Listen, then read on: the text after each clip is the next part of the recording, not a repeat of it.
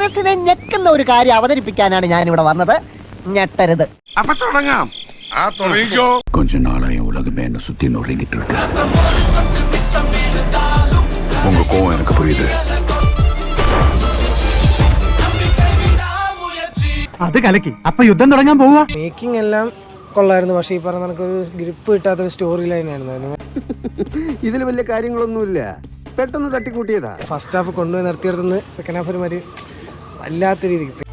എല്ലാം വിധിയുടെ വിളയാട്ട്. പിന്നെ വേറെ ഭാഷ പറയുമ്പോൾ മിനിമം സബ് ടൈറ്റിലെങ്കിലും മനസ്സിലാവുന്ന രീതിക്ക് വെക്കാനും. തമിഴ് വെക്കുമ്പോൾ ഒരുമാതിരി ഇംഗ്ലീഷിലെങ്കിലും വെച്ചിരുന്നെങ്കിൽ പിന്നെ കുഴപ്പമില്ല. അതൊന്നും എനിക്കറിയാൻ മേല. ഇങ്ങനെ എന്തെങ്കിലുമൊക്കെ പറയുമ്പോഴേ എന്റെ മനസ്സിനൊരു സന്തോഷം ഉണ്ടാവുള്ളൂ. ഞാൻ എന്റെ സന്തോഷം നോക്കിയാൽ കുഴപ്പമില്ല. നല്ല ആക്ഷനൊക്കെ ഉണ്ട്. ക്ലൈമാക്സ് കൊള്ളാം. ട്വിസ്റ്റൊക്കെ ഉണ്ട്. ഇഷ്ടപ്പെട്ടു കൊള്ളാം. അന്യായം അണ്ണാ, അന്യായം. സ്ലോ ആയിട്ടാ പോകുന്നത്. നമ്മളെ സബ് ടൈറ്റിലൊക്കെ തമിഴിൽ എഴുതി കാണിക്കുന്നത്. അതുകൊണ്ട് ഇപ്പൊ എന്താ? അല്ല ഒന്നുമില്ല. പടം കൊള്ളാം. ആക്ഷനൊക്കെ കൊള്ളാം. ആവറേജ് ആയിപ്പോയി. ഫസ്റ്റ് ഹാഫ് കൊള്ളായിരുന്നു. സെക്കൻഡ് ഹാഫ് വേറെ എന്തൊക്കെ പ്രതീക്ഷിച്ചു.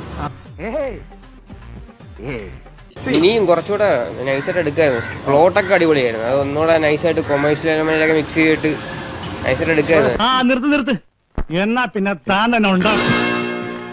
ഒരു കുഴപ്പമില്ല. അങ്ങനെ ഒരു സുഖമില്ല. വിഷ്വലി നല്ല രസമുണ്ട്. പക്ഷേ മേക്കിംഗ് വിഷ്വലി വെൽ ഷോട്ടാണ്. പക്ഷേ ഇത് അത്ര ഇല്ല. തിയേറ്റർ കാണുന്ന ടൈപ്പ് പടം പോലത്തെ ഒരു ഹൈ ഒന്നും ഇല്ലാത്ത ടൈപ്പ് ഓഫ് ഒരു പടം. ഇത്രയും വൃത്തികെട്ട ഒരു മനുഷ്യനെ എന്റെ കരിയർ കണ്ടിട്ടില്ല.